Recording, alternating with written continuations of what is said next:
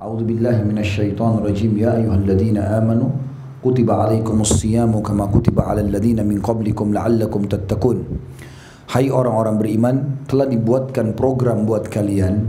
Ini kalau terjemahan yang kita ingin memasuki sekalian dengan makna tafsirnya. Hai orang-orang beriman, telah dibuatkan buat kalian program-program puasa bulan Ramadan dan ibadah-ibadah rangkaian yang lainnya, dan itu diwajibkan atas kalian sebagaimana telah dibuatkan untuk orang-orang sebelum kalian agar kalian mencapai tingkat ketakwaan. Ramadan adalah bulan pelatihan, peningkatan skill spiritual seseorang. Di Jakarta ini banyak sekali lembaga-lembaga spiritual dan itu mulai tenar beberapa tahun terakhir karena dianggap setelah seorang pegawai ikut di lembaga itu, maka tingkat pemahaman atau peringkat spiritualnya, keimanannya lebih tinggi. Karena dianggap bahwasanya trainernya bagus, staff-staffnya bagus, ya mungkin alat-alat yang dipakai juga bagus. Diharapkan kita outputnya juga bagus. Dan itu memang banyak diekspos seperti itu. Ternyata pegawai setelah masuk pelatihan 2-3 hari walaupun mahal, mereka keluar jadi lebih jujur, lebih amanah, lebih tanggung jawab. Kadang-kadang untuk satu skill spiritual itu cukup besar biaya yang harus dikeluarkan dan meluangkan waktu sekian lama. Saudaraku seiman, sebenarnya kita sadar atau tidak sadar sebagai seorang muslim, kita punya lembaga training massal peningkatan skill spiritual, itulah Ramadan. Karena tidak ada lembaga training yang gratis seperti Ramadan. Tidak ada lembaga training yang serami Ramadan. Karena semua yang syahadat di seluruh muka bumi ini, kita ke Timur Tengah, kita ke Afrika, kita ke Eropa, kita ke Amerika, ke Australia, semua ke Asia Tenggara. Asal kita ketemu muslim, mereka puasa siang hari. Ketemu muslim, mereka tarawih di malam hari. Ada sebagian kecil yang tidak kerjakan, tapi umumnya orang kerjakan. Maka pesertanya paling banyak. Trainernya langsung Allah, staffnya semua para malaikat. Dan langsung dikasih pahala cash pada saat itu. Ya. Ada sebuah sabda Nabi SAW yang wajar menjadi tolok ukur bagi kita. Yang kata Nabi SAW, ragama anfum ri'in, ragama anfum ri'in, ragama anfum ri'in. Artinya terhinalah seseorang itu, terhinalah seseorang itu, terhinalah seseorang itu. 3 kali Nabi SAW ulangi. Maka para sahabat penasaran, ya Rasulullah, siapa yang anda maksud nih? Luar biasa gitu terhinanya. Maka kata Nabi SAW, siapa yang mendapat kedua orang tuanya dalam keadaan hidup dan tidak bisa membawanya masuk ke dalam surga, dia tidak berbakti selama orang tuanya hidup. Dan siapa yang mendapatkan Ramadan, kemudian Ramadan itu pergi tanpa diampuni dosa-dosanya. Berarti memang ada motivasi yang sangat tegas dan yang jelas dari Nabi SAW, maksimalkan Ramadanmu nih. Ya. Ramadan itu teman-teman sekalian bulan yang penuh dengan kemuliaan, luar biasa. Setiap tiba Ramadan, selalu Nabi SAW mengatakan, telah tiba kepada kalian bulan Ramadan. Iklan jelas, wahai muslimin, pada bulan itu bulan yang penuh dengan berkah. Berkah artinya semua akan dicukupi. Makan sedikit buka puasa, cukup. Makan sedikit sahur, cukup. Minum sedikit, cukup. Tidur istirahat sedikit, cukup. Semuanya diberkahi oleh Allah SWT. Yang di dalamnya semua pintu-pintu surga dibuka. Apa maksudnya pintu-pintu surga dibuka? Artinya dibuka pendaftaran. Kalau kita lewat di sebuah kampus atau kantor, dibuka pendaftaran 1 Januari sampai 31 Januari. Misal. Lalu ada orang cuma lewat saja, saya mau kuliah di sini, tapi nggak pernah daftar. Diterima nggak? Hah? Kenapa lesu bener ini? Setuju nggak bahasan Ramadan nih? Setuju? Yang nggak setuju aneh imannya. Kena mau sambut Ramadan mestinya semangat. Atau lewat di sebuah kantor buka penerimaan pegawai baru 1 sampai 31 Januari. Lalu dia cuma lewat, saya pengen kerja sini, tapi nggak pernah daftar. Mengkhayal. Daftar. Ini iklan resmi dari 1400 tahun yang lalu. Hari ini pun kita kumandankan. Dari 1 Ramadan sampai akhir Ramadan, 29 atau 30 Ramadan, iklan. Yang mau masuk surga daftar. Bagaimana caranya Ustaz? Puasa siang harinya, sholat tarawih malam harinya. Selesai. Seluruh orang lakukan. Kalau kita sendiri saja, orang lain gak kerjakan mungkin berat. Ini semua orang. Apalagi Masya Allah mikrofon kita kayak berantem. Sana. Nah, tanda kutip di sini. Kita mau sholat sini bisa, mau sholat sana bisa. Rame-rame orang hidupkan. Kesempatan. Kita balik kanan orang puasa, balik kiri orang puasa. Orang semua puasa. Kalau Ramadan saja kita tidak puasa, kira-kira kapan kita mau puasa? Kalau Ramadan saja kita nggak sholat malam, lalu kapan kita sholat malam? Ramadan saja kita tidak baca Quran, lalu kapan kita baca Quran? Ramadan aja kita tidak sedekah, tidak lakukan ibadah-ibadah, lalu kapan kita kerjakan? Sementara semua orang pada saat itu jadi baik. Makanya cara daftarnya begitu, sibukkan diri dengan amal saleh, kau akan terdaftar ke surga. Lalu ditutup semua pintu neraka. Baik, apa maksud ditutup pintu neraka? Kita kan surga belum dilihat, neraka belum dilihat. Saya cuma dengar informasinya, tapi tentu kita yakini sebagai seorang muslim. Artinya tadi kalau surga dibuka pendaftaran, kalau neraka ditutup bagi pelaku-pelaku maksiat. Kata sebagian ulama hadis, di Ramadan khusus Allah masih ampuni dosa-dosa. Makanya kesempatan. Ada hadis lain riwayat Bukhari berbunyi, kata Nabi SAW, kalau tiba Ramadan ada penyeru dari malaikat mengatakan, wahai pelaku kebaikan, maksimalkan ibadahmu. Wahai pelaku keburukan, berhentilah. Karena kesempatan, ini surga dibuka, di neraka ditutup. Lalu pada saat itu, Allah akan lipat gandakan balasan pahala. Jadi kalau bulan-bulan sehari Ramadan cuma satu, dia berlipat, double. Dan Allah melihat persaingan kalian pada bulan itu. Maka tunjukkan yang terbaik, kata Nabi SAW, dari amal kalian. Ingat juga, kata Nabi SAW, orang yang puasa itu, atau pada bulan Ramadan itu, semua syaitan-syaitan yang jahat dibelenggu. Lehernya diikat, tangannya diikat, kakinya diikat. Dibelenggu berarti tidak bisa buat apa-apa. Ini sering saya kasih contoh rasionalnya ya. Jadi awal Ramadan nanti, itu seperti kita sama musuh kita sedang mau lomba lari. Ini syaitan nih kita nih. Kalau Ramadan nanti dia dibelenggu, diikat. Lehernya diikat, tangan diikat, kaki diikat. Kita jalan santai pun tetap menang. Ya. Dan nanti akhir Ramadan, jarak antara kita sama syaitan 1 bulan. 1 bulan itu kalau kita jalan dari sini sampai ke Eropa berangkat. Kalau jalan kaki. Ada banyak orang bodoh, begitu tiba Idul Fitri, ya, dia duduk manis tunggu syaitan. Syaitan yang sudah jauh, tunggu sebentar. Syaitannya jalan sampai, dapat dia. Padahal sebenarnya setelah Ramadan, perutnya terbiasa puasa. Matanya sudah biasa sholat malam, baca Quran, zikir. Tinggal injak gas sedikit, sampai mati masuk surga. Tapi enggak. Lisannya lebaran, Alhamdulillah. Bukan Alhamdulillah karena berhasil di training 1 bulan. Siap menjadi orang takwa. Alhamdulillah tidak lagi puasa. Alhamdulillah tidak lagi sholat tarawih. Alhamdulillah sudah boleh maksiat lagi, boleh pacaran lagi, boleh ini lagi, boleh rame-rame lagi karaoke, rame-rame lagi dosa-dosa. Jadi tidak dapat pelajaran dari situ. Hati-hati teman-teman ya. Peringatan Allah Subhanahu wa taala kalau datang kepada kita itu bertahap. Awalnya melalui lisan orang. Kalau teman-teman buat salah lalu sudah ada orang ingatkan dengan lisan, itu peringatan Allah yang pertama. Peringatan yang kedua kalau tidak mau mulai ada gangguan-gangguan. Keseleo, sakit, hilang barangnya. Tetap juga tidak mau, datang yang lebih besar nanti. Allah bisa tenggelamkan di bumi. Allah datangkan petir menyambar dia. Dan Abdullah bin Umar berkata anhuma, tidak akan terjadi kiamat sampai, ini tanda-tanda hari kiamat justru. 2 orang berjalan ingin menyelesaikan syahwatnya pada satu orang, kemudian pada satu tempat, mau zina, mau mabuk-mabuk segala macam. Lalu salah satunya Allah tenggelamkan ke bumi. Terjadi gempa, jatuh temannya, mati. Dia selamat. Itu tidak menjadikan dia berhenti untuk berbuat dosa.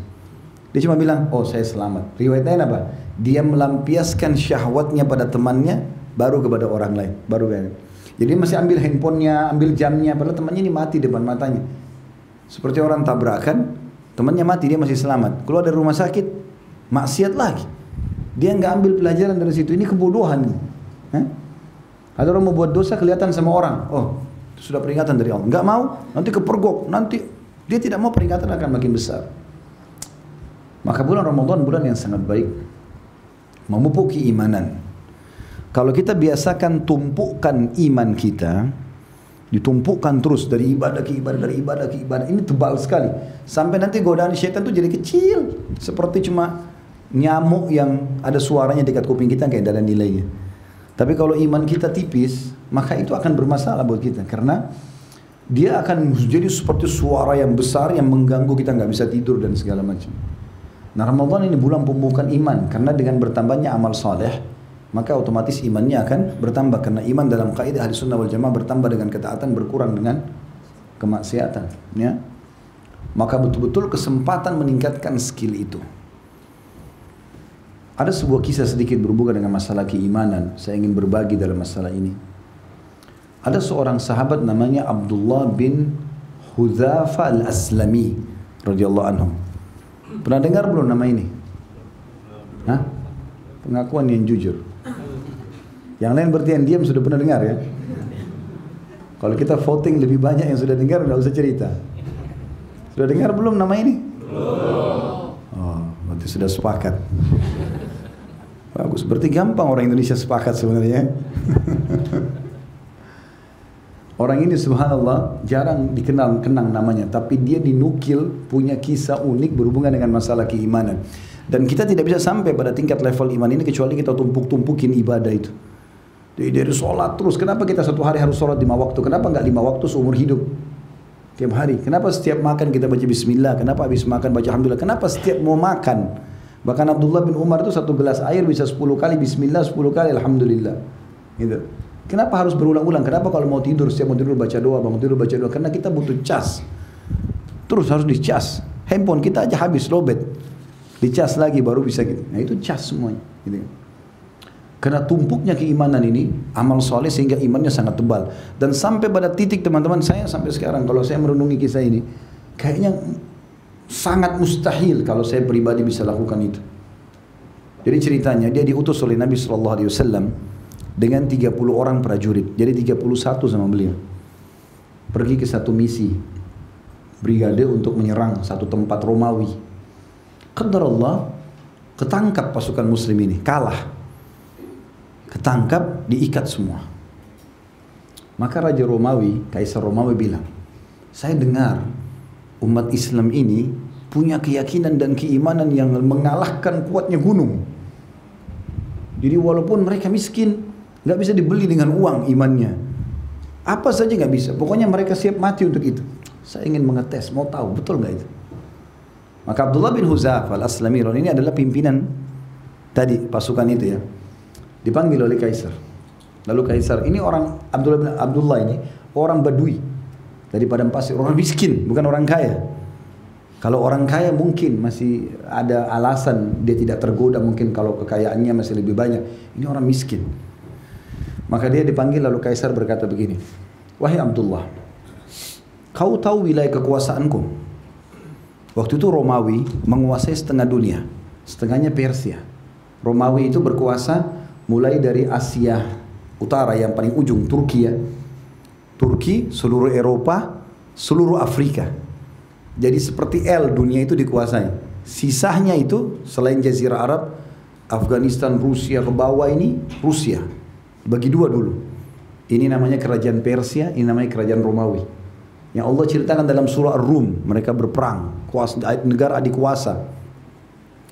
Yang jelas Kaisar ini nangkap lalu dia bilang, hai Abdullah, kau tahu luasnya wilayahku. Aku ingin tawarkan kepada kamu satu hal. Kalau kau mau, aku langsung kasih. Panggil juru tulisnya, panggil semua saksi-saksinya. Kau tahu apa yang aku tawarkan? Kata Abdullah, tidak.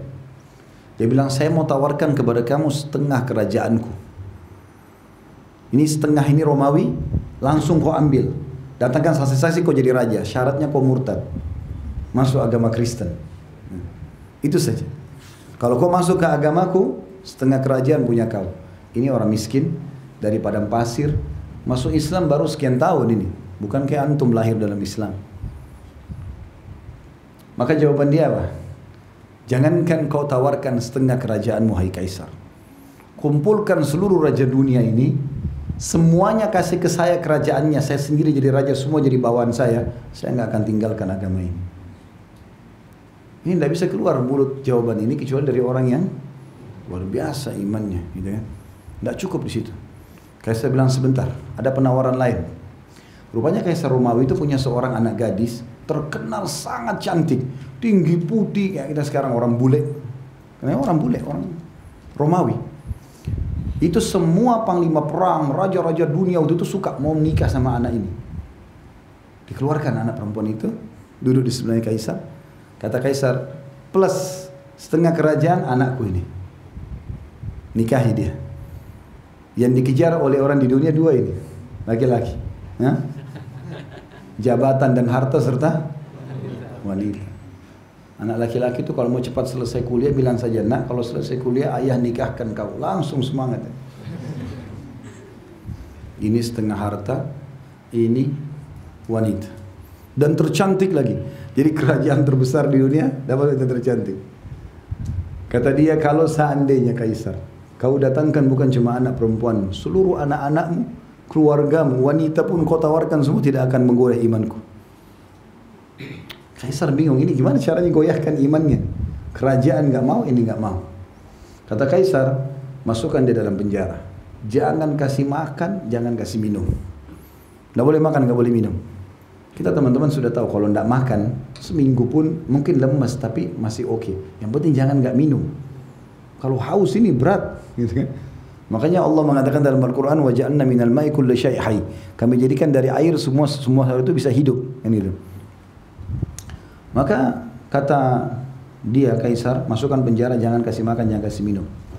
Kalau dia sudah lemas, laporin ke saya. Selama 3 hari gak makan, gak minum. Setelah itu, kaisar dilaporkan sama prajuritnya, sudah lemas nih Abdullah ini. Kata dia, coba masukkan ke penjaranya babi dan khamr. Tapi babi ini bukan babi biasa pinggir jalan. Makanannya kaisar. Dengan rempah-rempah, dengan piringnya, dengan aromanya gitu. Dengan khamrnya yang paling mahal. Masukkan, hidangkan di depannya dia. Dia sekarang dalam kondisi lapar sekali, haus sekali. Apa yang terjadi teman-teman? Sampai 3 hari lagi ke depan, sampai membusuk dan menjamur daging itu, nggak disentuh sama Abdullah. Melapor pengawalnya kaisar ini kepada kaisarnya. Ini Abdullah nggak tergoyah imannya.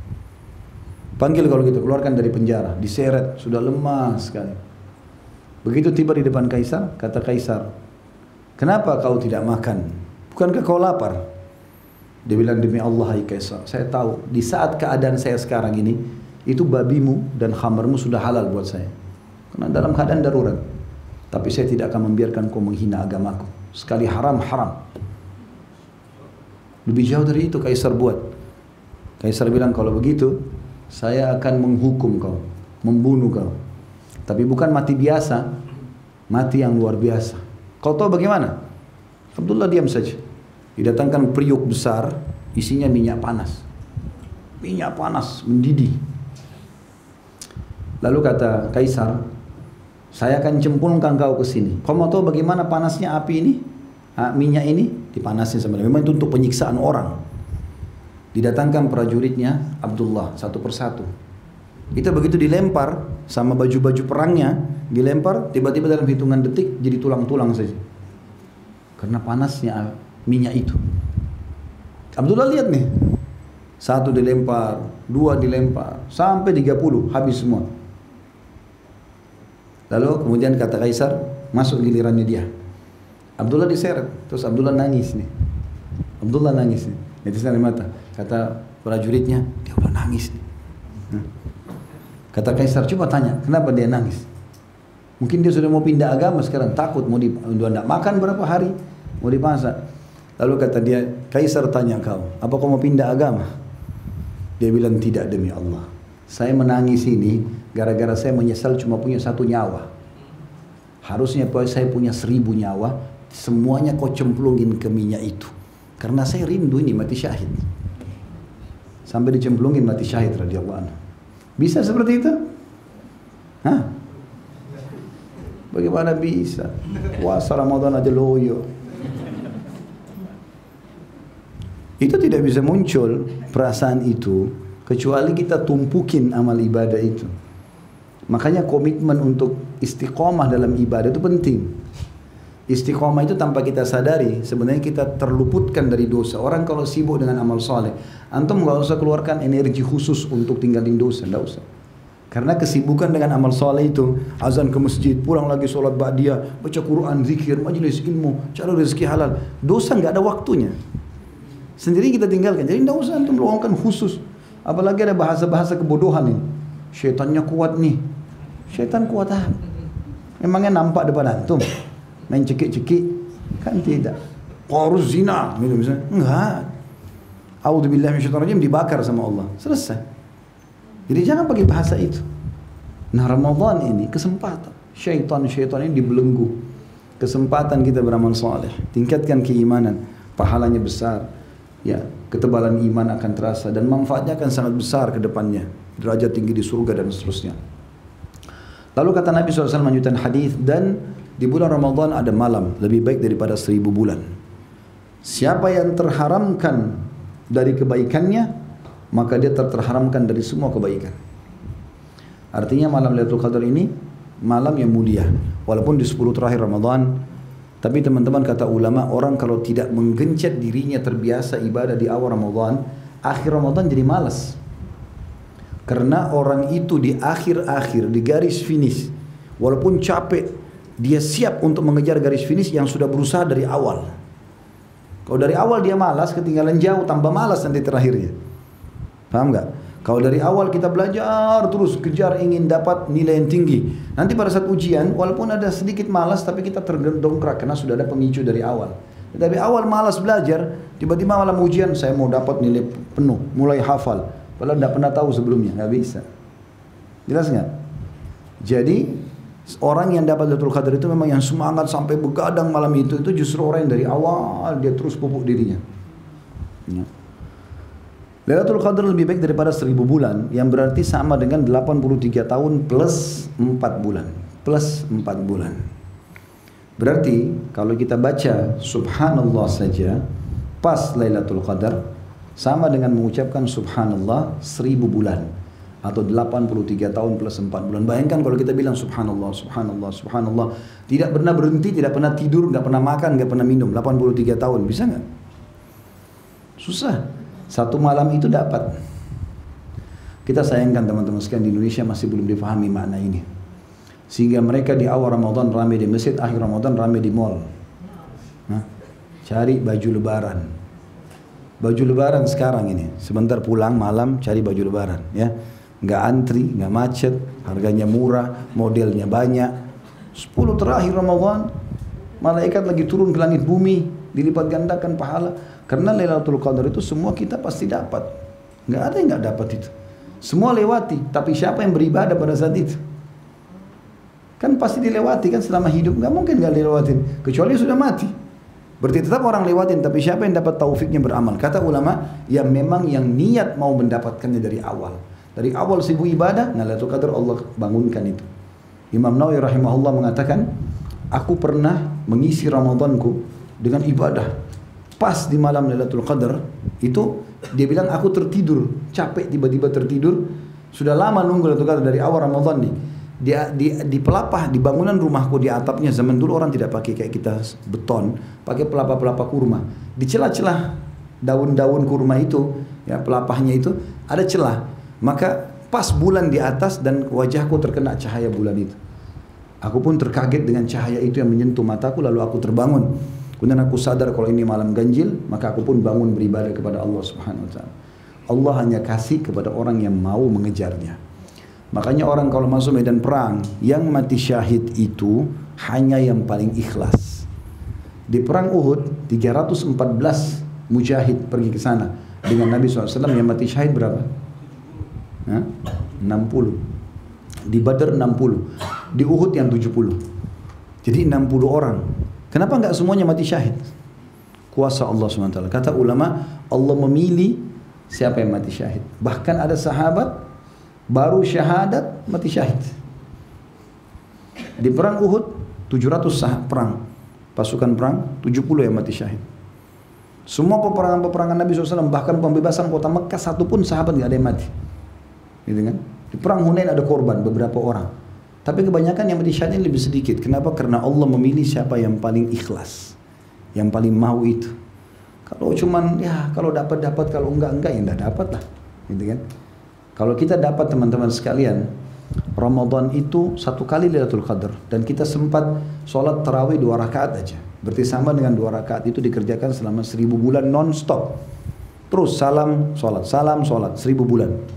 Kalau kita dapat 10 kali Ramadan, berarti 830 tahun lebih. Ya. Kita mengingat hampir 850 tahun. Belum untuk umur kita itu tidak akan sampai itu. Kalau 20 tahun, kalau 30 tahun, terus-menerus setiap tahun kita kerjakan, maka berapa banyak pahala yang didapatkan. Gitu kan? Makanya betul sabda Nabi SAW, siapa yang telah terharamkan dari kebaikannya, dia telah terharamkan dari semua kebaikan. Jelas kan sampai sini? Baik. Jadi Ramadan harus disambut dengan meriah, dan sekarang syaitan banyak menanamkan persepsi negatif. Karena dia mau dibelenggu. Intinya teman-teman sekalian, kita menyambut Ramadan itu dengan kegembiraan, dengan semangat, karena memang ini saatnya kita mengecas iman kita, dan banyak sekali manfaat yang bisa kita dapatkan. Baik, di antara amal yang sangat dianjurkan di Ramadan ada beberapa poin. Yang pertama itu puasa sendiri. Dan puasa ini adalah ibadah yang sangat besar pahalanya. Bahkan dari sisi, kita akan bedah puasa dari 2 poin. Sisi spiritualnya, dari nilai keimanan dan pahalanya, dan sisi kesehatannya. Kalau sisi spiritual dan keimanannya, dia adalah amal ibadah yang paling besar pahalanya. Nggak ada yang menyamai puasa. Mau sholat, mau haji, mau jihad, semua di bawah nilai puasa dari sisi kuantitasnya. Beranjak daripada hadis Bukhari Muslim yang kata Nabi SAW, Allah berfirman, yaqulullahu ta'ala, kullu amal ibn Adam lahu al-hasanatu bi asyri amthaliha ila 700 di'fin ila adhafin katsir ila 700 di'f. Semua amal ibadahnya anak Adam sudah ditentukan kadarnya, atau makna lainnya sudah kembali pada dirinya sendiri. Langsung Allah kasih nilai. Kata Nabi SAW, Allah berfirman, 1 pahala bisa jadi 10 kali lipat, bahkan 700 kali lipat. Tergantung kadar keikhlasan. Kita sama-sama sholat di saf pertama, ada yang dapat cuma 10 pahala, ada yang 100 pahala, ada yang 1000 pahala, ada yang 700 pahala. Tergantung kadar keikhlasan, benarnya wudunya, benarnya syarat-syarat dan rukun sholatnya, khusyuknya, semua itu masuk. Ayat-ayat yang dia baca.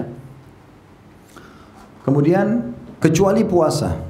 Kata Nabi SAW, illa siyam atau illa saum, fa innahu li wa an ya'ji bihi. Allah mengatakan kecuali puasa, hadis qudsi ini, karena dia milikku dan aku akan balas langsung. Ya. Taraka syahwatahu wa ta'amahu wa syarabahu min ajli. Dia meninggalkan syahwatnya, makanannya, minumannya karena aku, kata Allah. Jadi karena itu secara kuantitas nilainya lebih besar daripada 700 kali lipat. Lis-shaimi farhatan. Kata Allah SWT, dan orang puasa aku kasih 2 kegembiraan. Farhatun inda fitri, ya, gembira pada saat dia berbuka puasa. Wa farhatun inda liqa'i rabbih, dan kegembiraan pada saat dia bertemu dengan Tuhannya. Ya. Jadi kalau pada saat buka puasa haus dan laparnya hilang, dia gembira. Kemudian pada saat bertemu dengan Tuhannya kena diberikan balasan surga. Ya. Diberikan balasan surga. Wala khalufu famus shaim atyabu indallahi min rihil misk, dan bau mulutnya orang yang puasa di sisi Allah lebih wangi dari bau kasturi. Ini ada makna ya. Karena kan orang biasa kalau puasa nggak makan, nggak minum, apalagi kalau dia tidak sering kumur-kumur, kadang-kadang ya, karena menggunakan siwak, sikat gigi boleh orang kalau lagi puasa.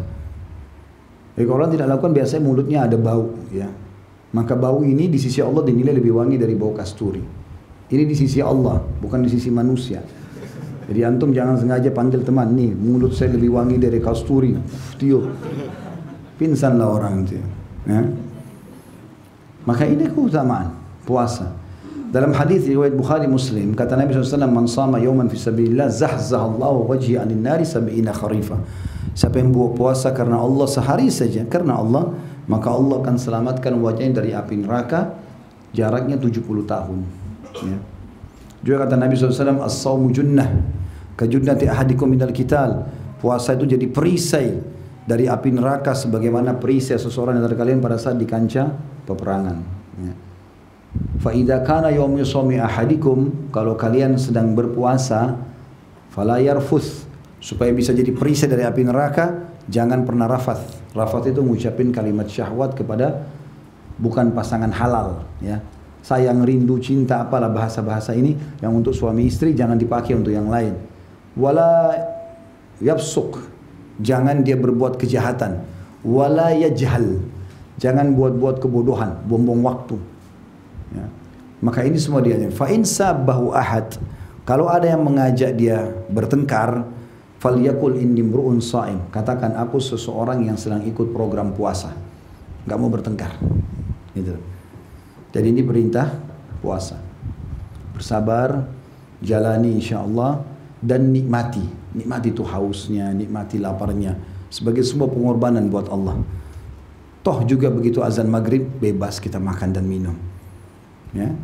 Kalau kita hitung waktu kita puasa sama waktu kita boleh makan dalam sehari, lebih banyak waktu kita boleh makan loh. Karena dari mulai maghrib sampai subuh. Kalau maghrib jam 6, subuh jam 5, ya, berarti kita bisa 11 jam atau 12 jam, kurang lebih ya, hampir sama mungkin antara puasa sama kita boleh buka puasa dan makan.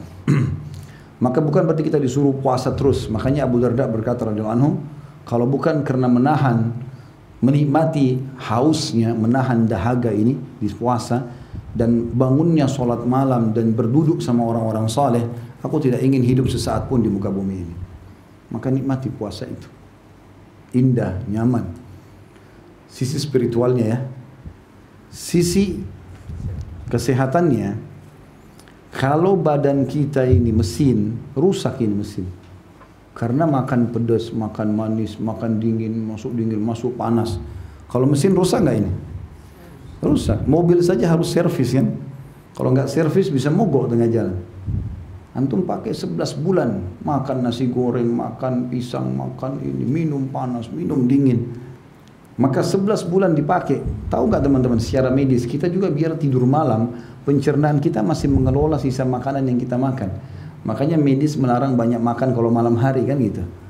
Karena yang kita makan dari pagi itu masih dikelola itu pada malam hari. Makanya bangun pagi biasanya orang buang air gitu.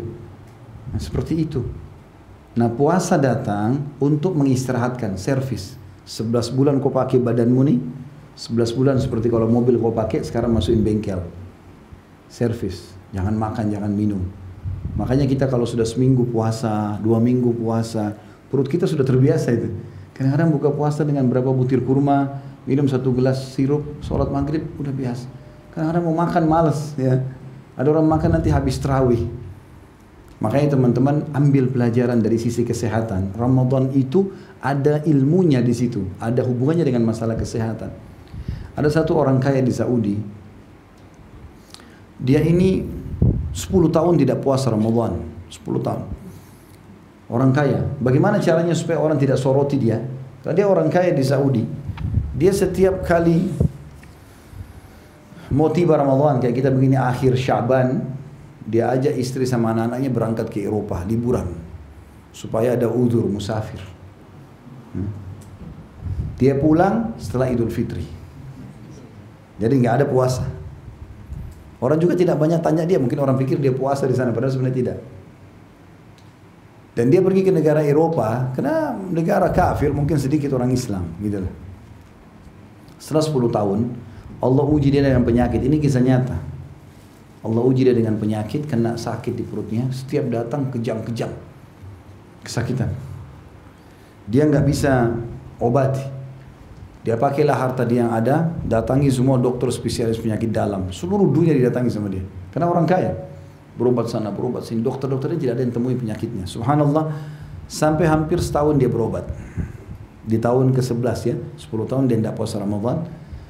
Di tahun ke-11 ini hampir 1 tahun dia berobat sana sini gak sembuh-sembuh. Kalau datang teriak-teriak kesakitan. Terakhir itu hampir sebelum Ramadan, bulan Sya'ban begini, dia rupanya dengar ada satu dokter spesialis orang Katolik di Jerman. Ada sedikit saya mau tambahkan kisah di sini. Katolik ini sudah lama dikenal mau masuk Islam. Tapi dia lagi tunggu berita besar nih. Apa ini kira-kira mendongkrak dia untuk syahadat. Dia udah pelajari Al-Quran, di lacinya bahkan ada Al-Quran dalam bahasa Jerman. Intinya pada saat itu dia pergi berobat sama dokter itu. Dokter ini periksa, nggak ada penyakitnya ini. Cek secara medis nggak ada, dengan alat tercanggih pun nggak ada. Lalu dokternya tanya, mana dokter-dokter yang pernah kau datangin sama resep-resep obatnya? Dilihatin semua, semua ini nama profesor-profesor dunia yang terkenal. Teman-teman sejawatnya dokter ini tahu semua ini, dokter-dokter ahli di bidangnya. Obat-obat semua ya, obat-obat penyakit perut, vitamin, semuanya ada. Dan itu yang termahal semuanya. Maka dokternya bilang begini, kamu agama apa? Dia bilang, saya muslim. Kata orang itu. Ini sebabnya dia taubat ya, dari dokter Katolik ini. Dokternya bilang, setahu saya kamu kan dalam agama Islam ada puasa Ramadan, puasa. Dia rupanya sudah pelajari Islam orang ini kan gitu. Dan itu puasa sebulan kan. Saya sarankan kamu tinggalkan semua resep-resep kamu ini. Sebentar lagi bulan puasa ini kau puasa. Dokter ini gak tahu kalau dia 10 tahun tidak pernah puasa ini. Karena dia sudah kepepet, semua dokter sudah angkat tangan. Dia tiba-tiba tersentuh, ya kenapa saya nggak coba terapi puasa. Dia pulang, semenjak dia niat puasa dan taubat, penyakitnya hilang. Sebulan penuh nggak pernah kambuh penyakitnya. Dan gara-gara itu dia bertobat. Setelah lebaran, dia lihat tidak ada lagi penyakitnya datang, dia pergi ke dokter itu, dia mengucapkan terima kasih. Dia bilang, dokter, Anda sudah menyadarkan saya kepada agama saya ucapkan terima kasih. Saya sebenarnya tidak pernah puasa selama 10 tahun. Setelah saya puasa ini saya sembuh. Dokternya keluarkan Quran terjemahan bahasa Jerman dari laci. Saya udah lama mau masuk Islam. Gara-gara ini saya masuk Islam. Syahadat gara-gara itu. Dari manfaatnya buat kesehatan besar. Makanya kita kalau habis Idul Fitri, biasa makan hari pertama Idul Fitri, makan baru 1 rumah, 2 rumah sudah kenyang. Padahal kalau mau dipikirkan kita sebulan puasa. Gitu. Mungkin orang bisa tanda kutip makan banyak di sini. Tapi nggak bisa. Seperti mobil, kalau habis diservis, gasnya sedikit saja sudah kencang ya, nggak ada suara. Tapi kalau lama nggak diservis, ya keluar asap hitam, suaranya ribut, segala macam. Nah seperti itulah. Ya. Maka sangat besar manfaatnya buat kesehatan. Makanya pesan saya, kalau sahur dan buka puasa, jangan balas dendam. Penting ini, karena orang saya lihat kalau sudah menjelang habis asar, Masya Allah. Yang coklat, yang biru, yang hijau, yang kuning semua dibeli. Ada orang motornya penuh bawa pulang ke rumah, macam-macam. Sampai rumah makan satu sudah kenyang, nggak bisa. Sampai kata sebagian ulama apa? Siapapun yang makan banyak pada saat buka puasa, dia tidak mengambil hikmah dari puasa itu. Tujuannya supaya perutmu terbiasa. Kembali lagi, dia nggak besar lagi, nggak elastis, tapi dia jadi bagus lagi. Maka itu harus difahami. Makanya kata Nabi SAW, sebaik-baik makanan kalian pada saat buka puasa adalah kurma. Sebaik-baik makanan kalian pada saat sahur, kurma. Nabi gak bilang, makanlah daging, minumlah susu, kurma. Supaya ambil hikmahnya, boleh makan secukupnya. Tapi teman-teman percaya, kalau antum begitu azan, langsung nasi sama ayam goreng, sama tempe, sama sambal sayur ini. Nah, sholat maghribnya ngantuk. Habis makan mau berdiri gak bisa. Kayak orang balas dendam. Percuma, berarti perutnya nggak diservis lagi tadi. Habis servis kita rusak lagi. Coba direnungi sunnah Nabi SAW. Makan berapa butir kurma, minum air, sholat maghrib dulu. Mandi yang segar, kemudian baru makan malam. Atau kalaupun sudah kenyang, biarin aja dulu. Tahan sedikit, habis tarawih, makan. Nanti kan sahur juga bisa makan gitu kan. Jadi ambil hikmah dari masalah itu. Baik, itu masalah puasa. Yang kedua, masalah sholat tarawih. Tarawih, qiyamul lail, qiyamul Ramadan, tahajud sama. Semua sholat malam maksudnya. Cuma kalau Ramadan namanya tarawih. Santai maksudnya. Kenapa santai? Karena orang habis ba'diyah isya sudah bisa sholat malam.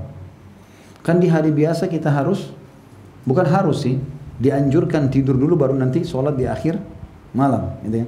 Kecuali witir boleh di awal malam. Kalau sholat tahajud nanti di akhir malam, tapi Ramadan dimajukan. Agar orang-orang yang malas tahajud ini minimal 1 tahun sekali ada di buku amalnya sholat tahajud. Nah, kalau ini juga nggak mau tarawih, kapan kira-kira dicatat di buku amalnya sholat malam? Padahal Nabi SAW mengatakan afdalus sholati ba'dal maktubah sholatul qiyam. Yang paling afdal setelah sholat 5 waktu adalah sholat tahajud, qiyamul lail. Dan itu di Ramadan dimajukan. Nabi SAW contohkan itu.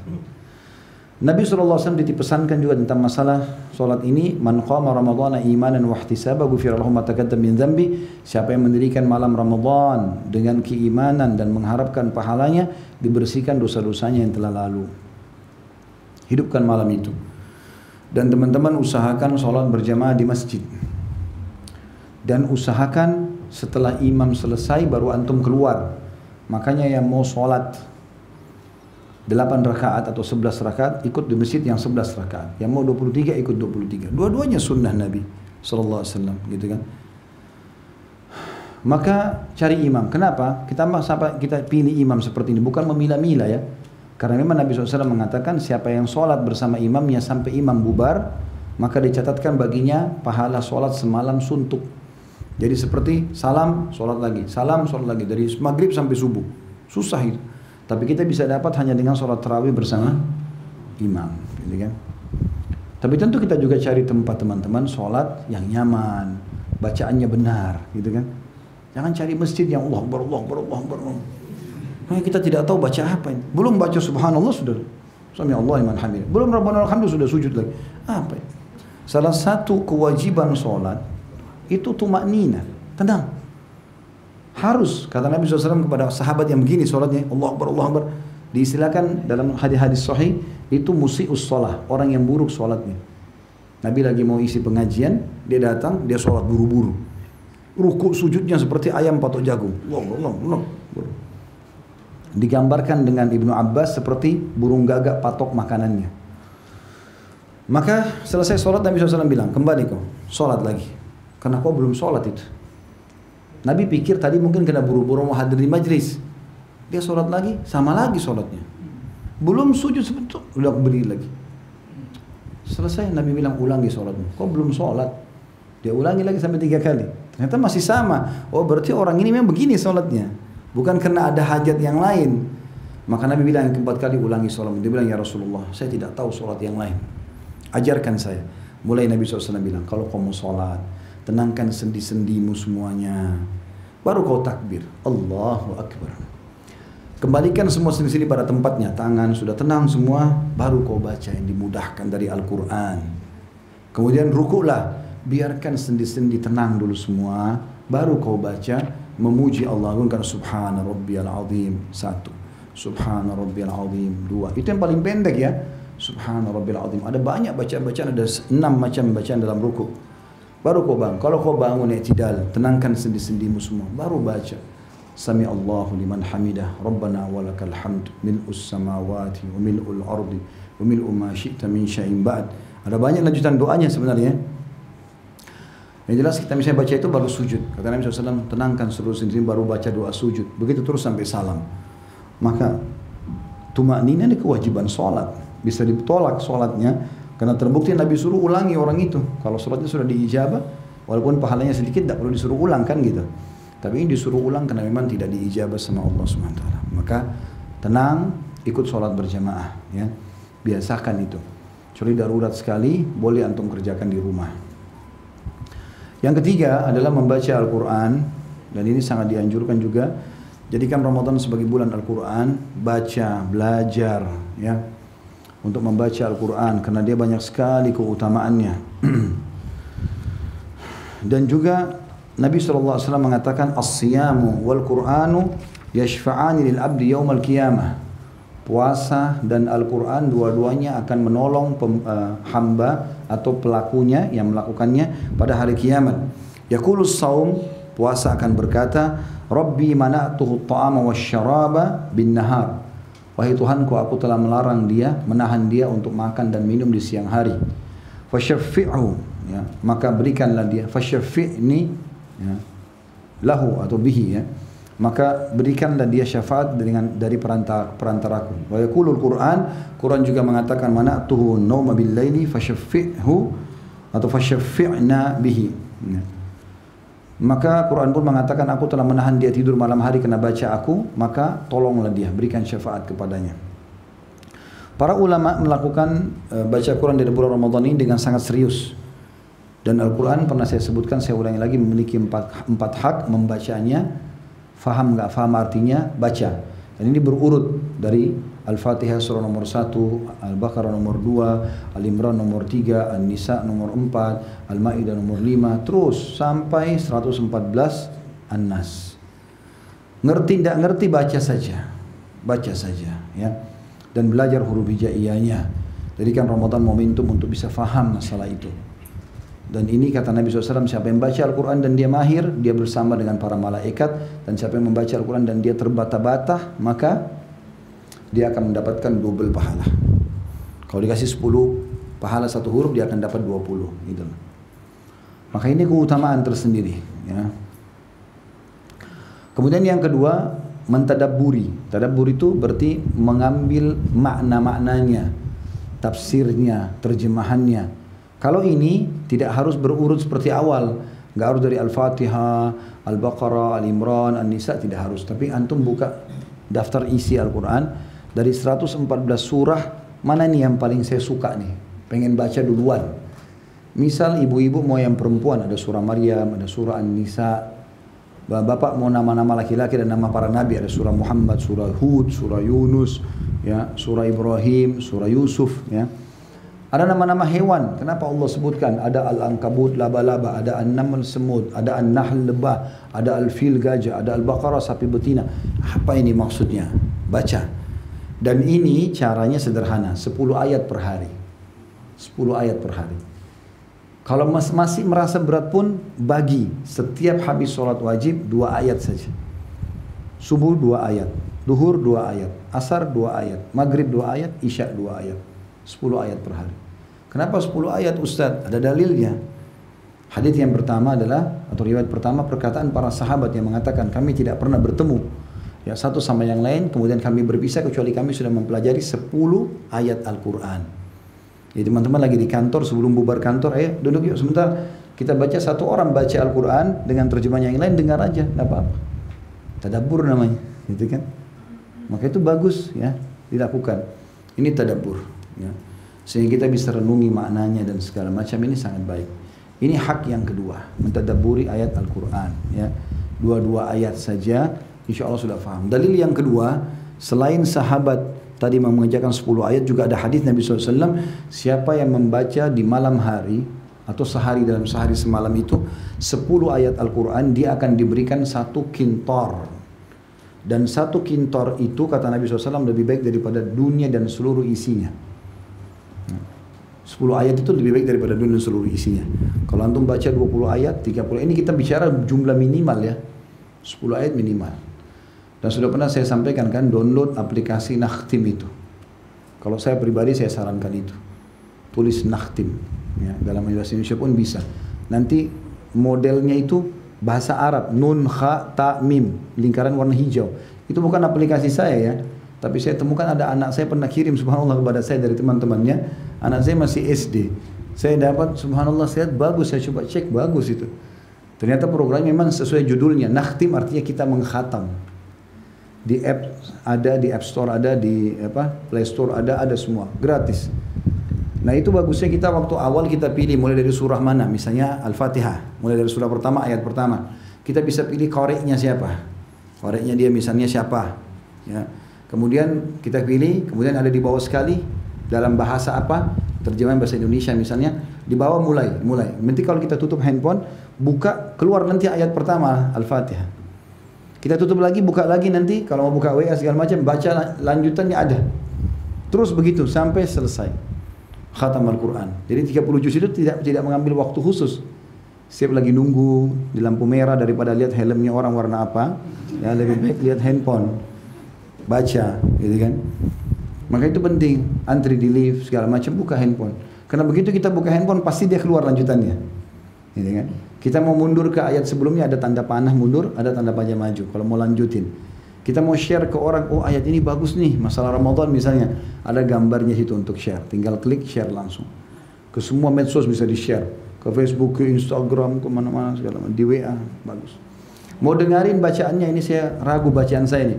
Di atas ada klik audionya, diklik imam tadi yang kita pilih baca, kita dengerin. 1 ayat itu saja, diulangi berapa kali kita jadi ikutin tajwidnya. Bagus sekali itu. Sudah download belum itu? Hah? Baru tahu? Alhamdulillah. Saya kira semua sudah tahu. Cuma saya orangnya memang biasa ngulangin. Nah itu bagus ya. Kita berikan Al-Quran. Itu yang kedua tadabbur. Yang ketiga menghafalnya. Haknya Al-Quran. Dan hafal sama. Saran saya 10 ayat per hari. Taruh tadi antum sambil tadabbur, antum hafal 2 ayat setiap habis sholat 5 waktu berarti 10 ayat sehari. Nanti antum aplikasikan, kalau sholat duha 2 rakaat misalnya, rakaat pertama 5 ayat, rakaat kedua 5 ayat. Sholat qobliyah, sholat ba'diyah, sholat tahajud, sholat tahiyat masjid, banyak sholat, sholat taubat, sholat wudu. Antum kalau baca di rakaat pertama 5 ayat, rakaat kedua 5 ayat, insya Allah satu hari hafal tuh. Ya. Kalau kita tadabbur 10 ayat dan hafal 10 ayat tadi, karena ini sama ya, dan hafal ini tidak harus berurut dari Al-Baqarah, Al-Fatihah, Al-Baqarah, tidak usah. Surah yang antum suka saja dulu. Oh ini Al-Mulk bagus nih 30 ayat, tidak terlalu panjang, mulai hafal. Kalau 30 ayat berarti antum cuma 3 hari bisa hafal itu. Kalau satu hari 10 ayat, 30 ayat selesai. Tapi kan nanti mudah lupa Ustaz, itu syaitan, bisikan syaitan. Baca a'udzubillahi minasyaitonir rajim. Orang kalau lupa sambungan ayat, bukan 30 juz hilang semua. Hah? Jadi mulai itu. Ya, insya Allah Al-Quran itu ada 6.000 sekian ayat. Kalau antum hafal dan tadabbur 10 ayat per hari, kali 1 bulan berarti 300 ayat, kali 1 tahun kali 12 berarti 3.600 ayat, 21 bulan hafal 30 juz. Insya Allah.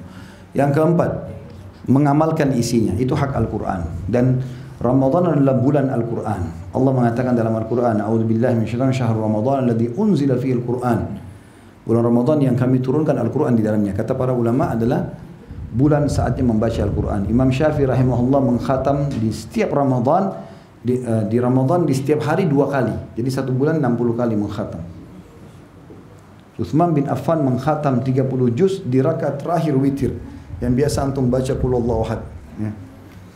Maka itu Al-Quran di bulan Ramadan. Yang keempat, sedekah. Sedekah di bulan Ramadan pahalanya sangat besar sekali. Ya. Lebih daripada yang lainnya. Karena kata Nabi SAW, afdalu sadaqatu sadaqatu fi Ramadan. Sedekah yang paling afdal dikeluarkan di bulan Ramadan. Dan banyak yang bisa dilakukan, sedekah baju, sedekah makanan, pokok, ya, sedekah buku, sedekah apa saja. Tapi yang paling mudah dan paling bagus adalah membuka puasakan orang. Buka puasakan orang.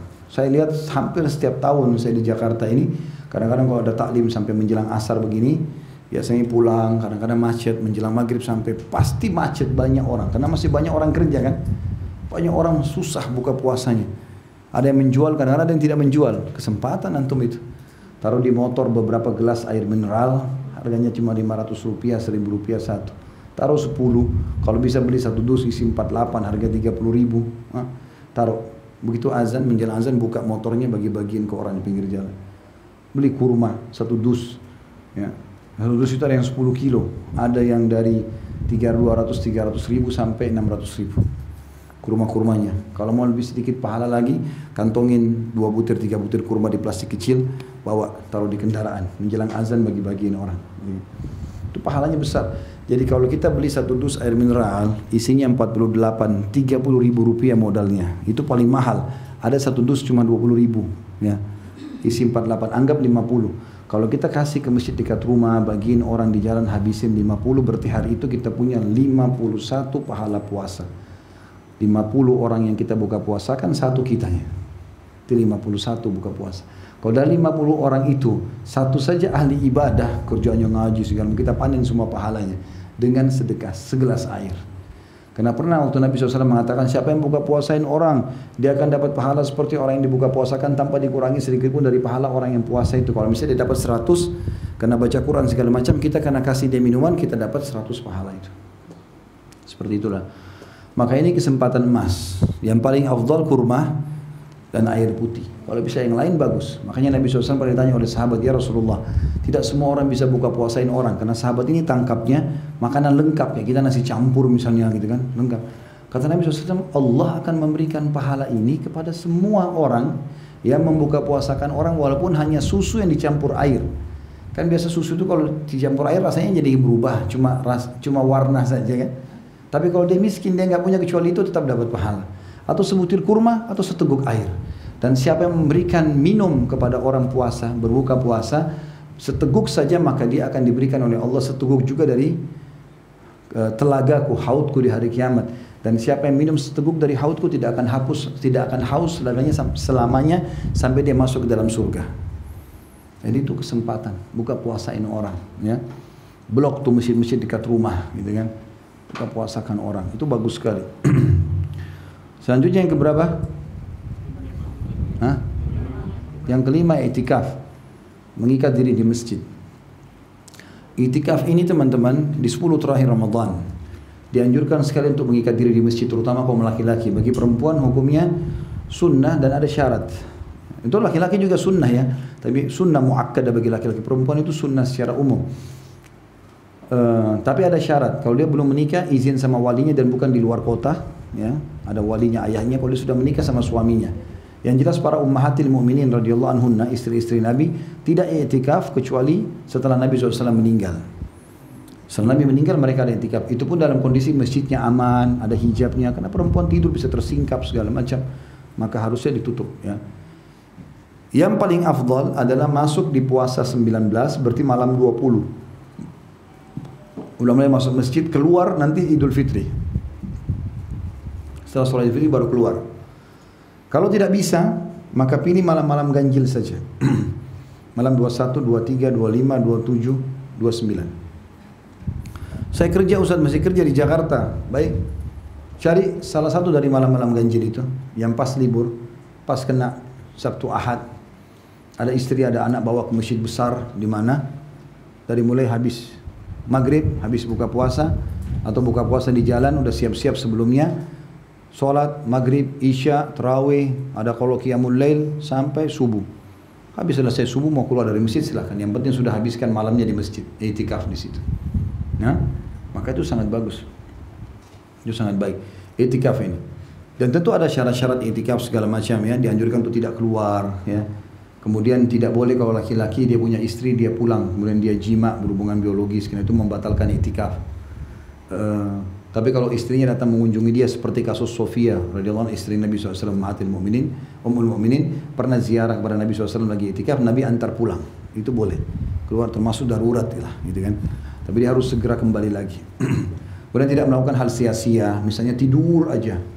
Ada orang i'tikaf tidur dari pagi, nanti mau maghrib baru bangun. Ya. Cuma bangun sholat tidur lagi, tidur lagi. Enggak, dia beraktivitas ngaji, apalah. Memang khusus mengikat diri di situ. Salah satu ciri para nabi-nabi, mereka selalu meluangkan waktu untuk ibadah kepada Allah. Nah, di antaranya i'tikaf itu. Baik, jadi walaupun cuma sehari, ya, minimal sehari di 10 terakhir Ramadan itu ya. Kemudian yang keenam, selain i'tikaf adalah umrah. Ya. Umrah di bulan Ramadan.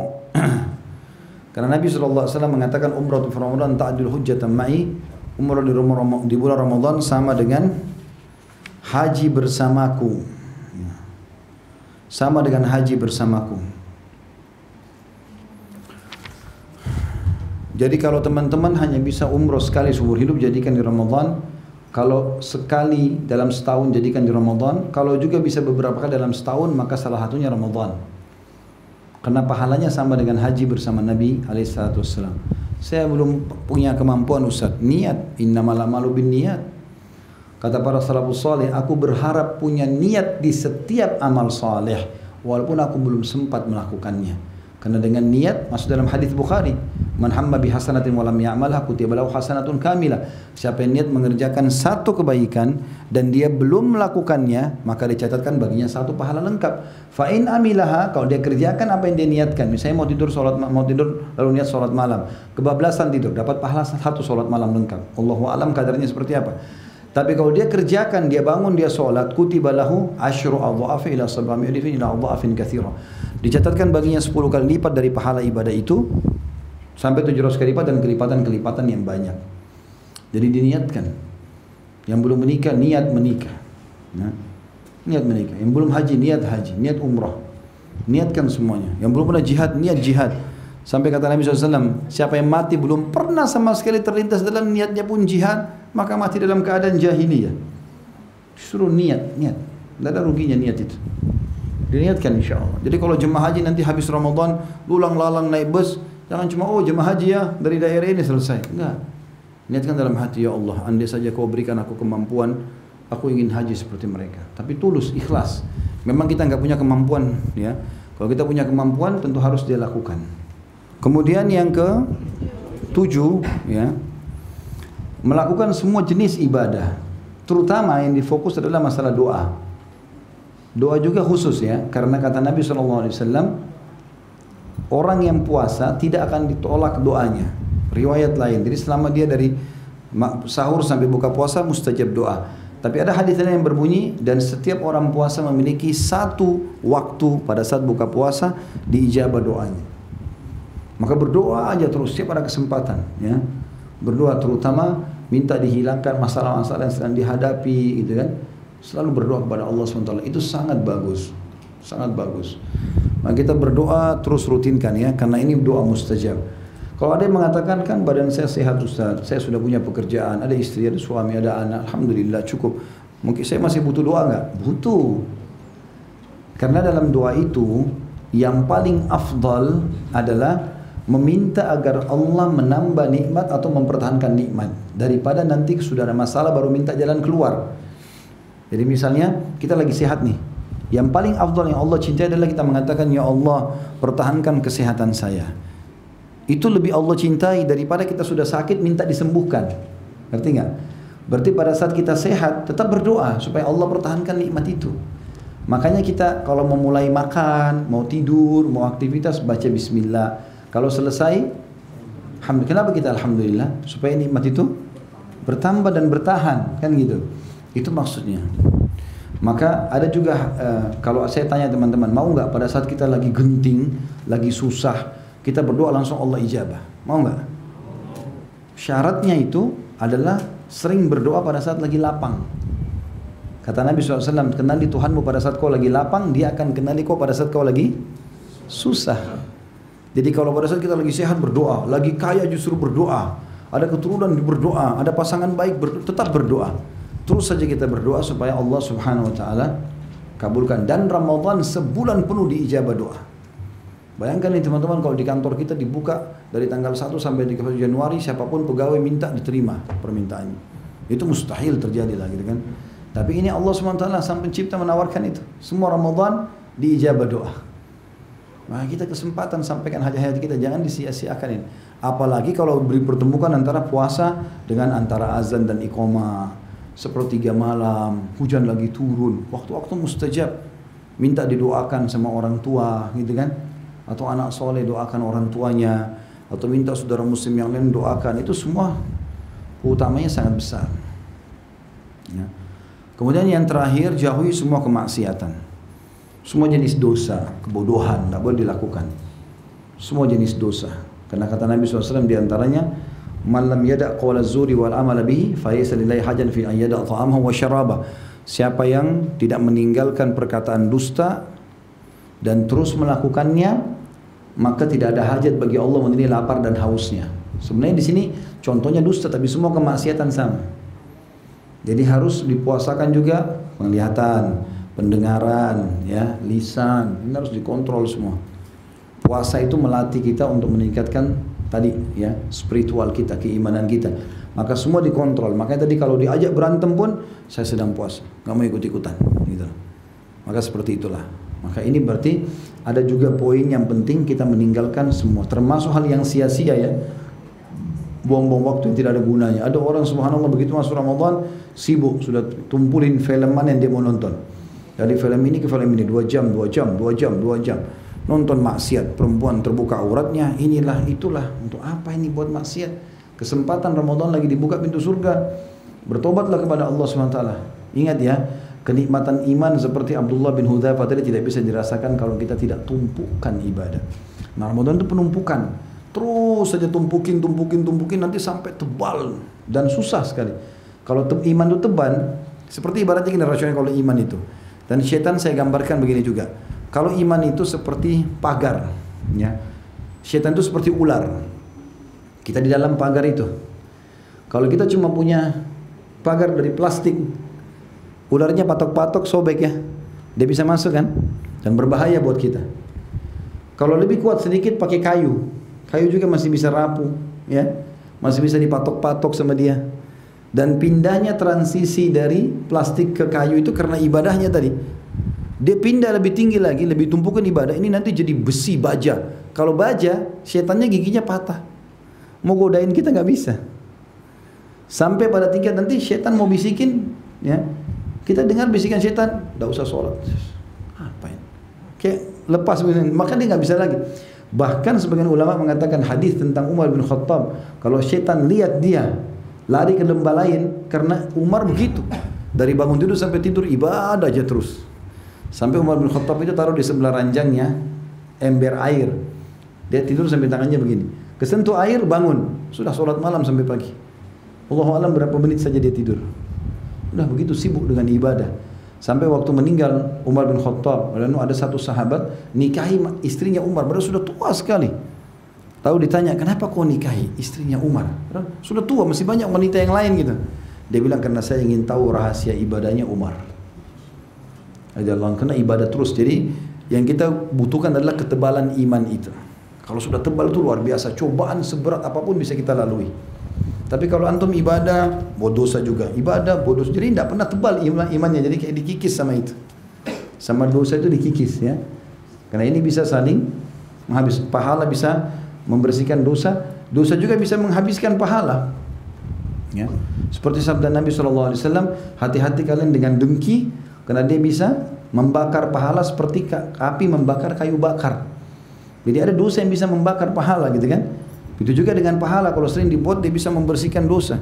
Allah mengatakan dalam Al-Quran, A'udzubillahi minasyaitonirrajim, innal hasanati yudhibnas sayyi'at. Semua perbuatan baik bisa menghilangkan dosa-dosa, gitu ya.